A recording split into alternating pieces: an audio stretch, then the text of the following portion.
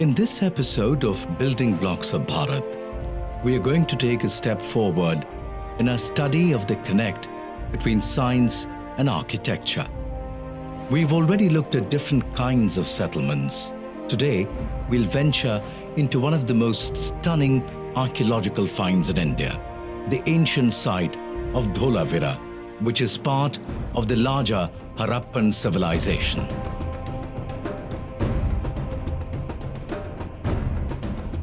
Dholavira thrived for nearly 1500 years between the 3rd millennium and unto the 2nd millennium BC.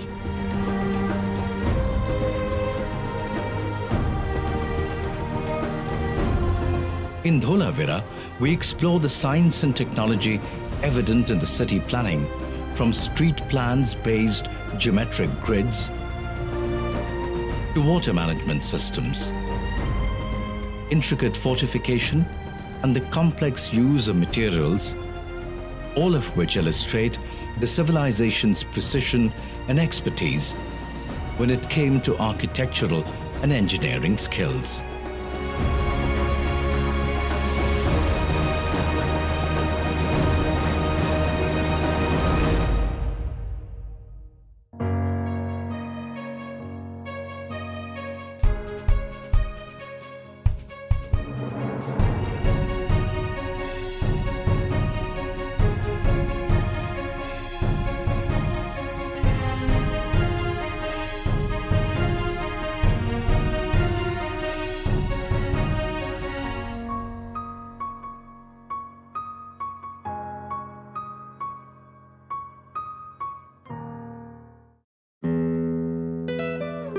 As we approach the ancient site of Dholavira in Khadir Bed in the district of Kutch and Gujarat,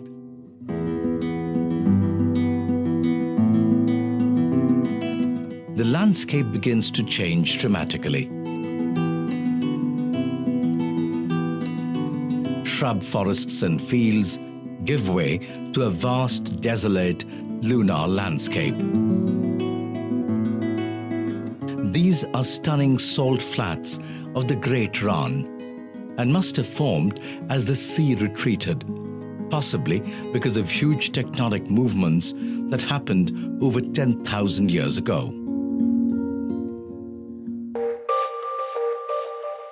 We move from the Rann and enter the Khadir Bed, one of India's larger inland islands. There are several geographical studies indicating that different environmental conditions prevailed here in the past. The Rann might have been under 10-meter deep water for 3,000 years, and the Khadir Bed could have served as an inland in the shallow sea. It is not clear why people settled on an island rather than on the mainland, where agriculture and other commodities, including marine resources, could be better exploited. The area of Rann probably could have served as a navigational water body, which facilitated safe harbors for overseas trade with the Gulf countries and internal trade through riverine route, which prevailed in the recent past. Even today, during the monsoon, the seawater comes in, cutting off Khadir from the Indian mainland. The summer heat then evaporates the water, leaving behind the salt on the Great Rann. Dholavira is located at the northwestern tip of Khadir Bed. The barren roads suddenly opens up to a vast expanse as Dholavira comes into view.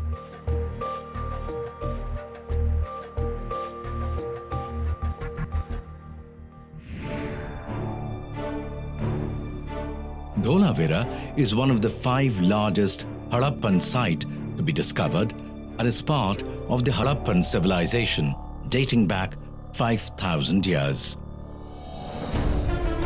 The great civilization of Egypt and Mesopotamia were its contemporaries and shared extensive trade links. The Harappan civilization is synonymous with the great planned cities of Mohenjo-daro and Harappa, which are now a part of Pakistan. Post-independence India has excavated hundreds of Harappan sites like Rakhigari in Haryana, the ancient port city of Lothal, and Dholavira.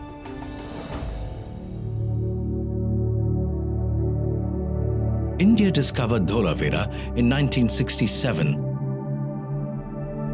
when they were trying to find the land route of the Harappans from Sindh to Kutch.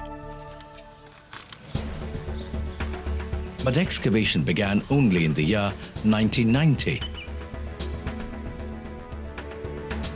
As each layer of Dholavira was carefully uncovered, the true significance of the site began to emerge. Lying buried for more than 1,000 years, this was one of the most immaculately preserved cityscapes found in the world. Dholavira is one of the 5 largest cities in the subcontinent. 5 are in Pakistan, only 2 are with us. Mohenjo-daro, of course, remains city par excellence.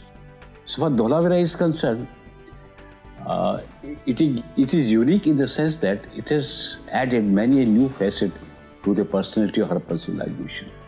It has given a long stratified document in which we find the complete history of rise and fall of the Harappan civilization, covering a period of 1500 years, right from the turn of the 3rd millennium BC to the middle of the 2nd millennium BC.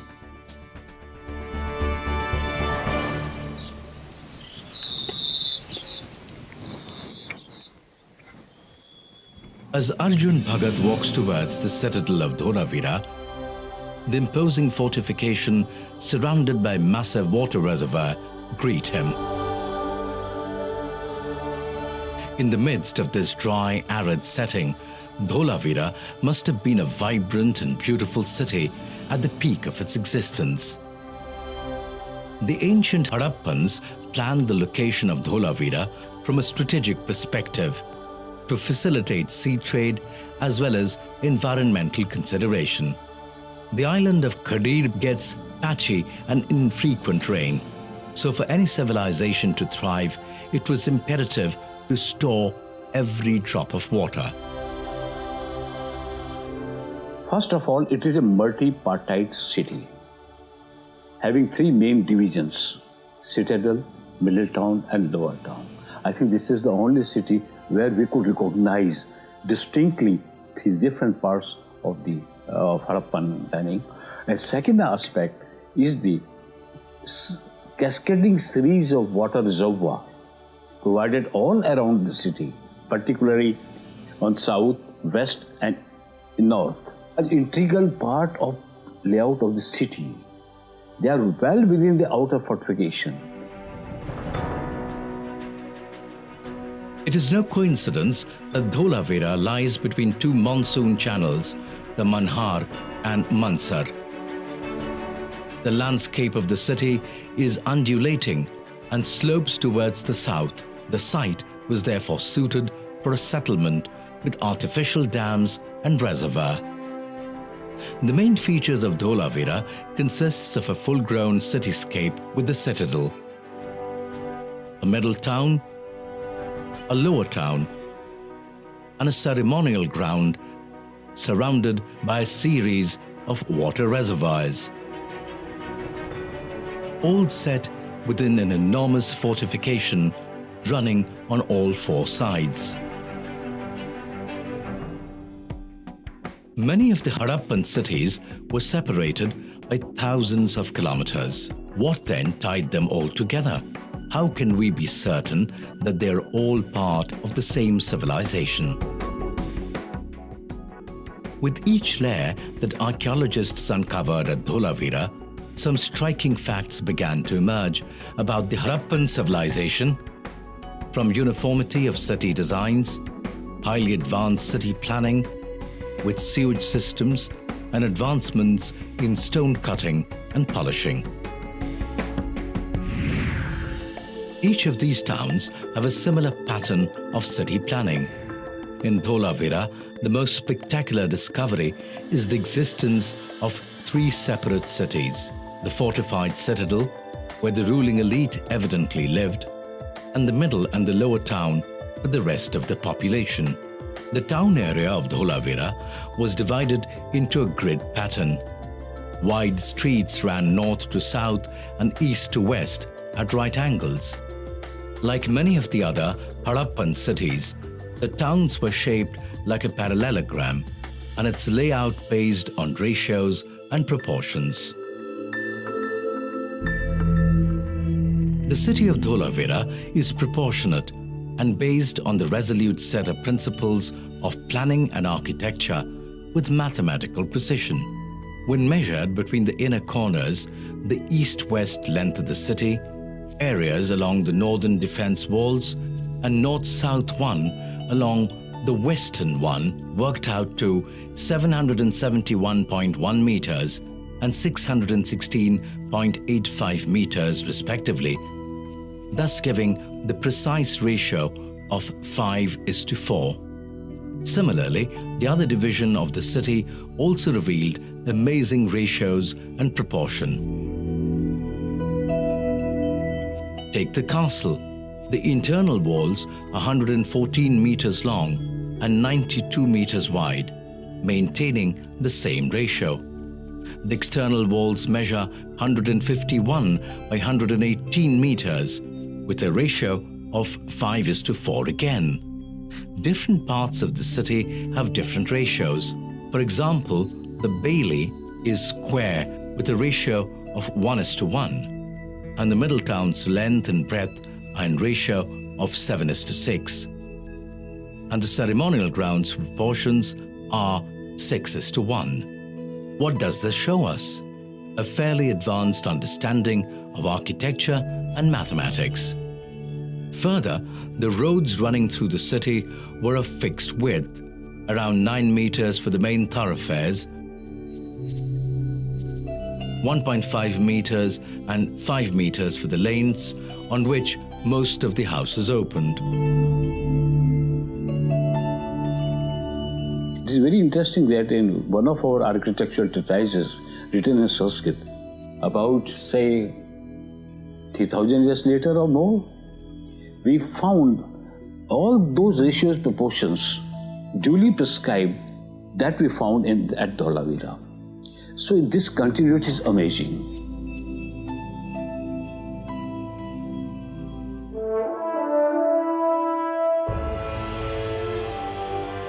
Let's now move from measurements to building materials.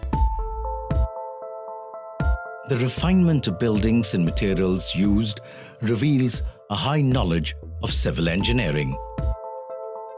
Buildings in Dholavira were made of sun-dried mud bricks, stone and wood. If one measures the bricks, they follow the ratio of 1:2:4 in terms of height, width and length. As we wander through the site, we also notice that many of the brick buildings were actually clad with stone.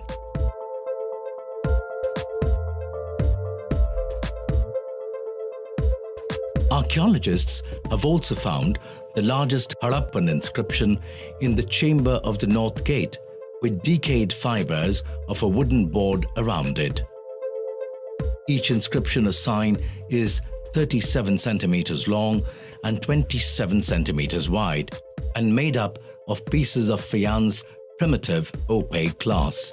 Harappan's inscriptions have not been decoded, but archaeologists believe this was a signboard at the gate to give a certain nomenclature to the settlement.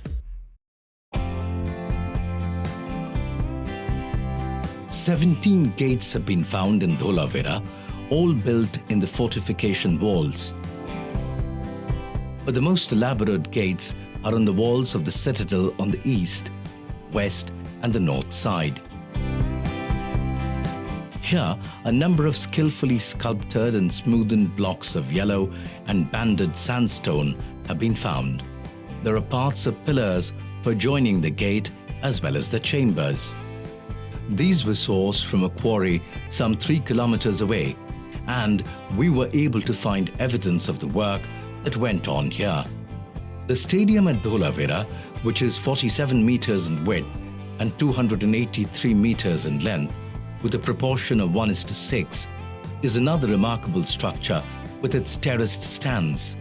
It may be used for community gatherings, sports, or even as a market.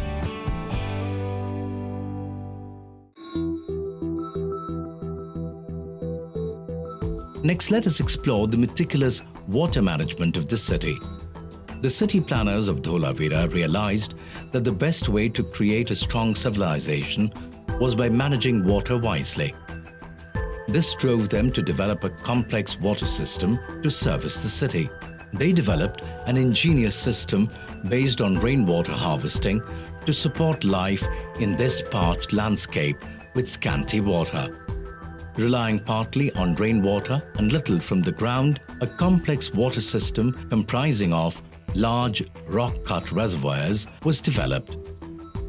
They constructed 16 giant water reservoirs to surround the city on the western and eastern sides. This allowed storage of a staggering 2.5 million cubic meters of water. A simple calculation shows that for 15,000 inhabitants, more than 54 liters of water per day was provided by the city planners. Even today, not many places in India can match this figure. Dholavira I remember for its amazing water management system. It is really very, very efficient. We know that today Kutch is very, very arid. It's very arid. It is desert, like a rocky desert. The rainfall is always very, very erratic in entire Kutch. So monsoon failures are very frequent, and so are famines. That's why the Harrappans created a cascading series of reservoirs on all three sides of the city. As I said that the water reservoirs are not outside the fortification, they are well within the fortification. So we can say they were very good water engineers. And Dholavira, I think, most eloquent example of that. They made such a system as if not a single drop of rainwater should go waste. They wanted to catch every drop of that and preserve it in one of their reservoirs. Many of these reservoirs have been cut out of solid rock. Some had steps built along the side to reach the water level, so people could walk down and fetch water. The floors of many reservoirs were provided with deep depressions or troughs where water could remain in exceptionally dry years. Dholavira was segmented into the upper and lower city. Owing to the upper city being located 13 meters above the lower, the reservoirs in the latter got filled up last. Interestingly, long before the Romans, the Harrappans had constructed aqueducts to take the water from the reservoirs to the heart of the city using the natural gradient. This water allowed the people of Dholavira to grow crops throughout the year. Copious amounts of wheat and barley was produced, which was traded via sea routes as far as Mesopotamia, located 3,500 kilometers away. An enormous step well has also been discovered in Dholavira. It is 73.4 meters long, 29 meters wide, and 10 meters deep, which makes it 3 times bigger than the Great Bath of Mohenjo-daro. This is the second largest water structure found in this region. On the top of the citadel is an extensive network of stormwater drains which has been excavated. These have been carefully designed to ensure that no flooding takes place within the confines of the citadel and that the water is carried into water reservoirs. Homes in Dholavira also had separate drainage which emptied into a common sewerage tank. Ironically, while the Harrappans strikingly collected and stored each drop of fresh water thousands of years ago, in present-day Dholavira, no such provision has been made. Another interesting site within Dholavira is a huge circular structure that could be a cemetery, Unlike other Harappan sites, where the heads of the corpses point northward, here the graves face east or even northeast. However, the most curious fact is that nearly all the graves are empty. Though they all contained grave goods like pottery, beads and other precious items, the likely explanation is that they were memorials, not graves. 7 hemispherical constructions have also been found here. Many believe these to be cemeteries. In fact, one of the structures was designed in the form of a spoked wheel.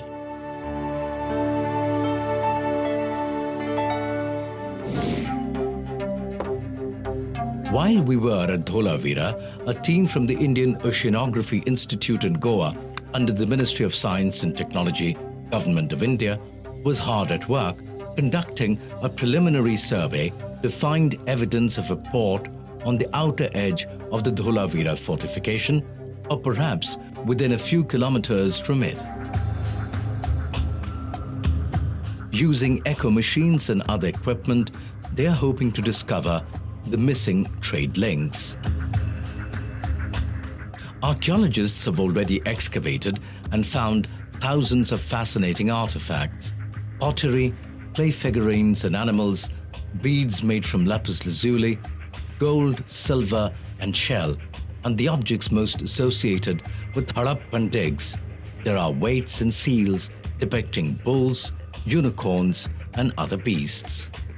Right from the stage one, we found how copper was being smelted there.